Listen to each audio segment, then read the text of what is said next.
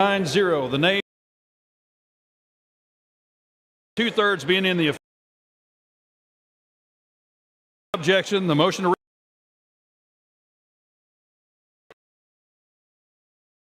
state of Rule 20, the unfinished business, is the vote on the motion of the gentleman from Kentucky, Mr. Comer, to suspend the rules and pass H.R. 4502 as amended, on which the yeas and nays are ordered. The clerk will report the title. H.R. 4502, a bill to amend Title V United States Code to allow federal agencies to establish educational requirements for certain cybersecurity positions in the competitive service and for other purposes. The question is, will the House suspend the rules and pass the bill as amended? Members will record their votes by electronic device. This is a 5-minute vote.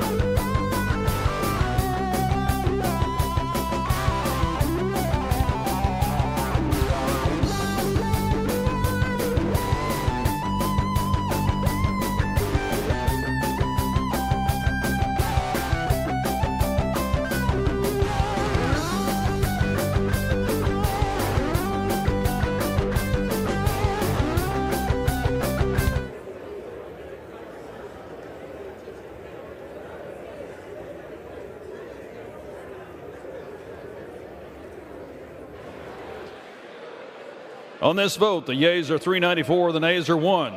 Two-thirds being in the affirmative, the rules are suspended, the bill is passed, and without objection, the motion to reconsider is laid on the table. Without objection, the title is amended.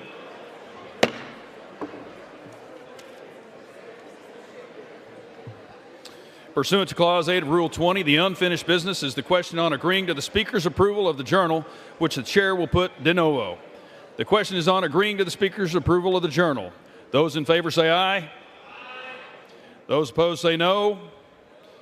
In the opinion of the Chair, the ayes have it, and the journal stands approved.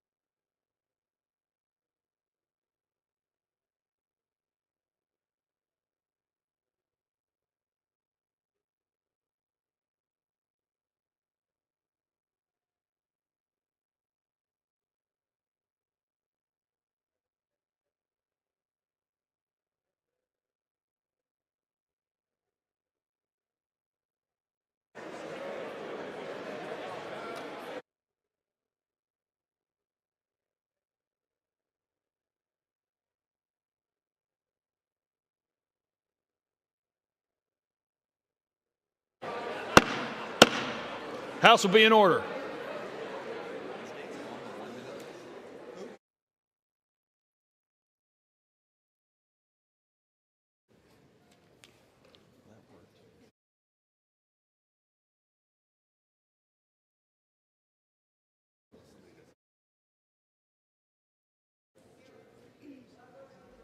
Chair will now entertain requests for 1-minute speeches. For what purpose does the gentleman from Florida seek recognition? To extend my remarks. Without objection, the gentleman is recognized for 1 minute. Mr. Speaker, pursuant to Clause 2A1 of Rule 9, I rise to give notice of my intent to raise a question of the privileges of the House. Does the gentleman first yield back his 1-minute speech? I do. For what purpose does the gentleman from Florida now seek recognition? Mr. Speaker, pursuant to Clause 2A1 of Rule 9, I rise to give notice of my intent to raise a question of the privileges of the House. The gentleman will state the form of his resolution. Declaring the office of Speaker of the House of Representatives to be vacant. Resolved that the office of Speaker of the House of Representatives is hereby declared to be vacant. Under Rule 9, a resolution offered from the floor by a member other than the majority leader or the minority leader as a question of the privileges of the House has immediate precedence only at a time designated by the Chair within 2 legislative days after the resolution is properly noticed. Pending that designation, the form of the resolution noticed by the gentleman from Florida will appear in the record at this point. The Chair will not at this point determine whether the resolution constitutes a question of privilege. That determination will be made at the time designated for consideration of the resolution.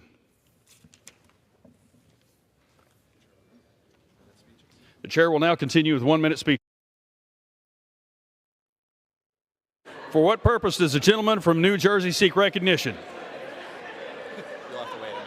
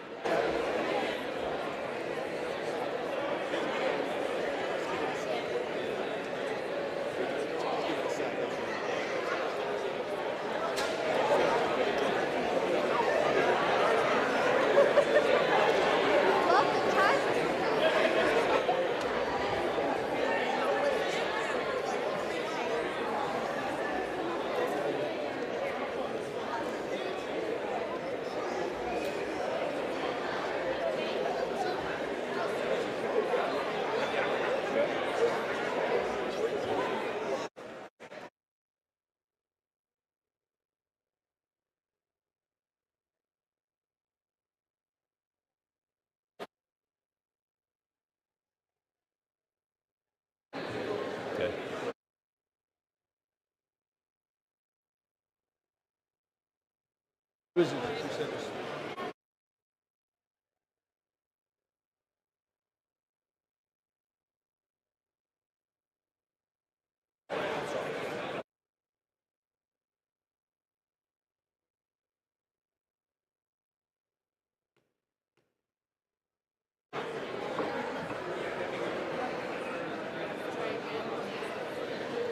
House will be in order.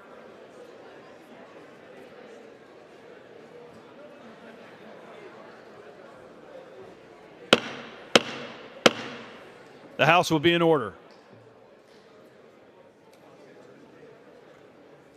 Members, please take your conversations outside.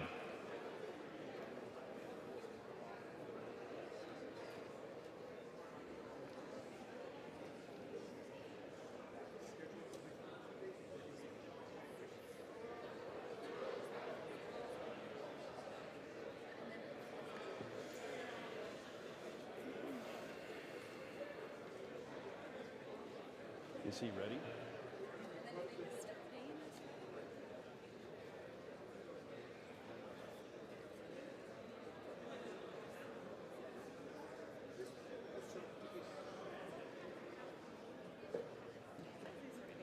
For what purpose does the gentleman from New Jersey seek?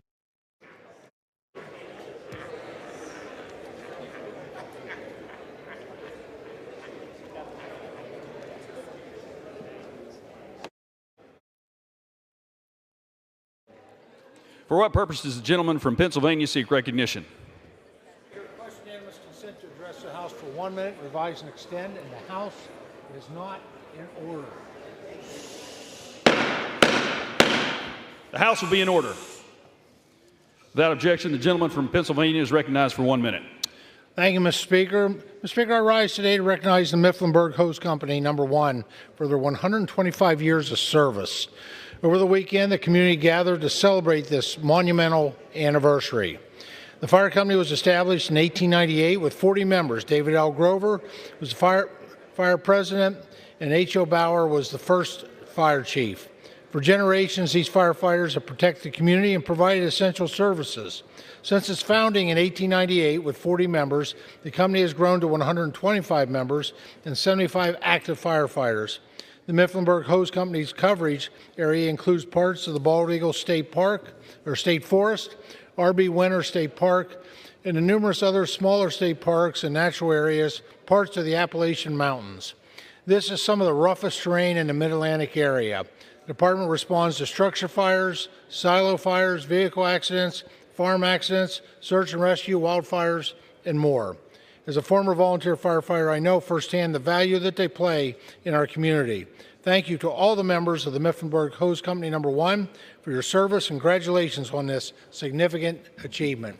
Thank you, Mr. Speaker, and I yield back the balance of my time. For what purpose does the gentleman from New Jersey seek recognition? Ask unanimous consent to address the House in 1 minute, revise and extend my remarks. Without objection, the gentleman is recognized for 1 minute.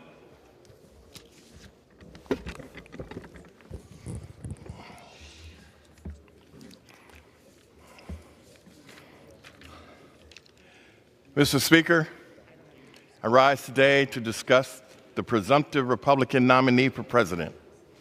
Today, that presumptive nominee, Donald Trump, was in a New York courtroom to face fraud charges for lying about his wealth.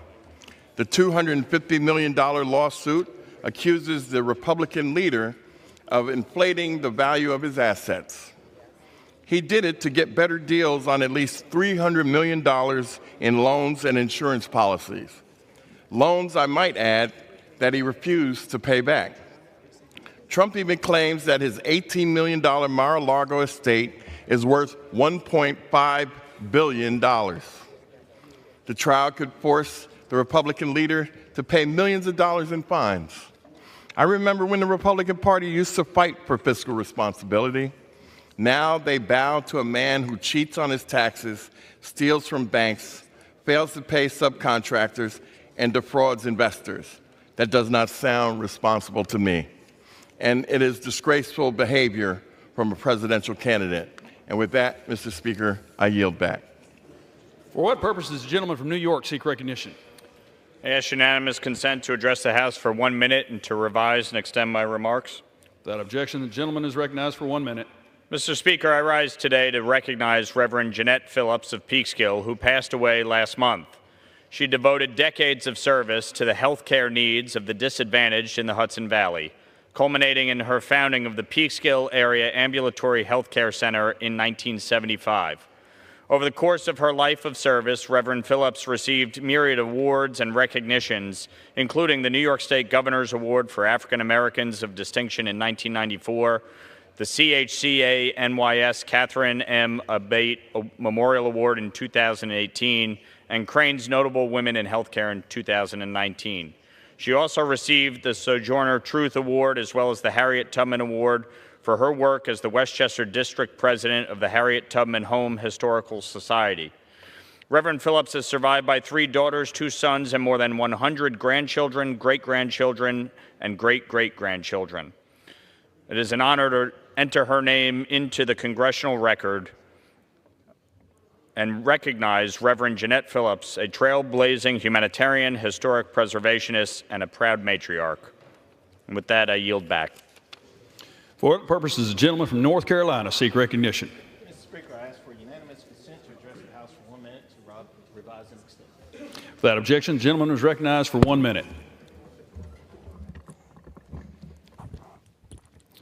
Mr. Speaker, today is the day. Life-saving Medicaid expansion takes effect as the state budget of North Carolina becomes law. After more than a decade of waiting, in some cases dying without access to life-saving health care, nearly 95,000 Eastern North Carolinians trapped in the Medicaid coverage gap now have a lifeline. Medicaid expansion will be formally launched in North Carolina on December the 1st of 2023. As co-chair of the State Medicaid Expansion Caucus, I want to emphasize my unwavering commitment to this cause. I pledge to work closely with my former colleagues in the state legislature to ensure Medicaid expansion is implemented effectively and we address the unacceptable health disparities that have persisted in the East for far too long. Let us stand together and make the delivery of health care a reality. Mr. Speaker, I yield back. For what purpose does the gentleman from Georgia seek recognition? Ask unanimous consent to address the House for 1 minute to revise and extend my remarks. Without objection, the gentleman from Georgia is recognized for 1 minute. Mr. Speaker, I rise today to celebrate Sid Nettleman, a World War II veteran who recently celebrated his 100th birthday. On July 21st, 2023, Mr. Nettleman celebrated 100 years of life surrounded by his family and friends in Savannah, Georgia. Mr. Nettleman grew up in Chicago and was the first of his family who had recently immigrated from Lithuania to be born in America. Mr. Nettleman enlisted in the Army on December 8, 1941, where he served as a sergeant in the Army Air Corps. He flew over Normandy on D-Day 3 times, assisting other members by dropping supplies, paratroopers, and parasails. After retiring from the military, he got a job in a clothing store, and he taught dance lessons at the Fred Astaire Dance Studios in his spare time. In 1948, Sid met the love of his life, Marilyn, at a dance, and they were married shortly thereafter. He and Marilyn had 2 sons, Lee and Jerry. After her passing, he moved with his sons to Savannah, Georgia, where he still lives today. Thank you for your service, Sid, and happy 100th birthday. Thank you, Mr. Speaker. I yield back. For what purpose does the gentleman from Indiana seek recognition? Mr. Speaker, I ask unanimous consent to address the House for 1 minute. Without objection, the gentleman from Indiana is recognized for 1 minute. Mr. Speaker, it is with great respect that I rise to recognize former Indiana Governor Frank O'Bannon as we reflect on the 20-year anniversary of his passing. The O'Bannon family and the Mervan family have had great partnerships over decades. My father was a state legislator for over 40 years and partnered on countless occasions to take positive and impactful action for the people of Indiana as Frank O'Bannon served in the General Assembly and as governor. I remain grateful for the example they have provided on how to work together with members of both sides of the aisle and with all levels of government to find common ground and achieve success. In particular, I appreciate their priority to improve educational opportunities and affordable health care options for all members of our community. Mr. Speaker, please join me in recognizing the service of Governor O'Bannon to Indiana, our nation, and let us keep in mind his commitment to public service and solving problems as we move forward with addressing the issues of today. Mr. Speaker, I yield back my time. For what purpose does the gentleman from Michigan seek recognition? Mr. Speaker, unanimous consent to address the House for a minute and devise and explain my remarks. Without objection, the gentleman from Michigan is recognized for 1 minute. Mr. Speaker, I ask for unanimous consent to remove my name as a co-sponsor from H.R. 3881, the Credit Card Competition Act. I yield back my time. The gentleman's request is granted.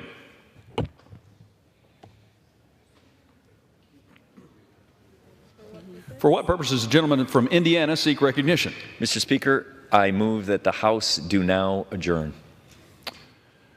The question is on the motion to adjourn. Those in favor say aye.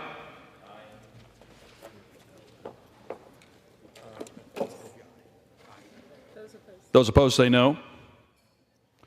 In the opinion of the chair, the ayes have it. The motion is adopted. Accordingly, the House stands adjourned until 10 a.m. tomorrow for morning hour debate.